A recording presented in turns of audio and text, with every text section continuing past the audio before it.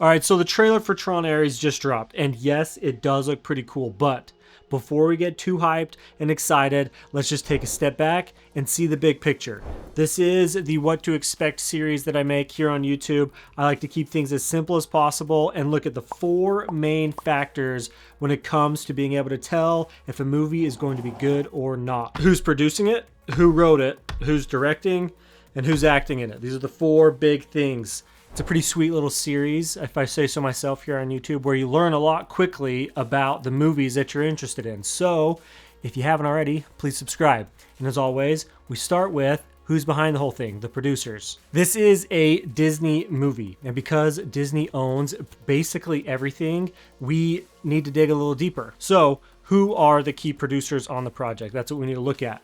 There are a bunch, as you'd expect from a Disney movie, but the important ones are going to be Jeff Silver and Emma Ludbrooke. Jeff has produced lots of movies, and lots of ones that you've seen and have heard of. Things like Training Day, 300, Edge of Tomorrow. But what we need to focus on here are what he has had the executive producer credit of. Movies like the live action Little Mermaid, the live action Beauty and the Beast, and the live action Ghost in the Shell. All movies that were not very well received and they were not very well rated. So next we've got to look at Emma Ludbrooke, who was the executive producer of a movie I've never heard of called We Crashed.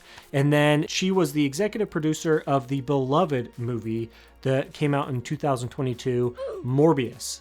That's obviously a joke. So what do we learn from all this? We learned that the people backing the project haven't made very good movies. Jeff has a few under his belt, but his executive producer credits are a huge red flag. So we're not off to a great start, but maybe the writing can save it. So who wrote it? Well, it was written by 2 different guys, Jack Thorne and Jesse Wigudo. I don't know if that's how you say his last name or not, but they co-wrote Tron Ares. Jack has written a handful of stuff that you've never heard of, but he has written a couple things that we've heard of. He wrote the Enola Holmes movies that are on Netflix, and then he helped write the indie film Wonder. Jesse, on the other hand, hasn't written really anything other than 2 movies, a 2003 movie called It Runs in the Family that I've never heard of, but it has terrible reviews when I did look it up.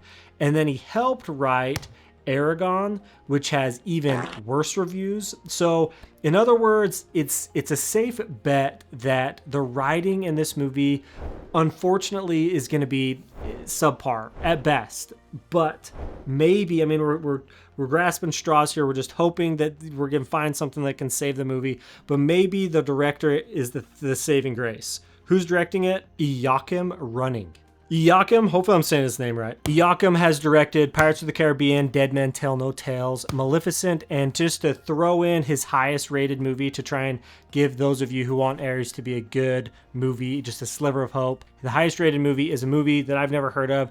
It's a movie called Young Women and the Sea. What we learn from this is Joachim is a relatively green director. He doesn't have a whole lot under his belt, but what he does have under his belt is pretty poorly rated. One thing, well, like a positive thing that we do get from this is that the Pirates direction and the Maleficent direction, we know that he has handled a big budget movie before, and that's a good thing. That is a good sign. And finally, who's acting in it? Well, we have the strong early career, but something has happened to him, Jared Leto.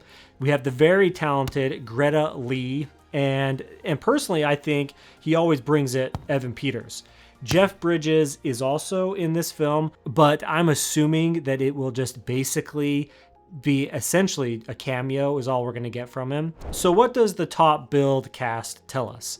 Not a lot. Leto is a bit of a red flag though. He is very talented, I think, and under the right team, which he doesn't seem to have here, he can really be solid. And the rest of the cast is strong, and I think that it is probably the best part of everything we've gone through. But to summarize everything, Tron Ares looks to be another cookie cutter, high budget, low substance Disney movie where almost everyone in charge of the vision and the production of Tron have really never succeeded in making a big budget movie before.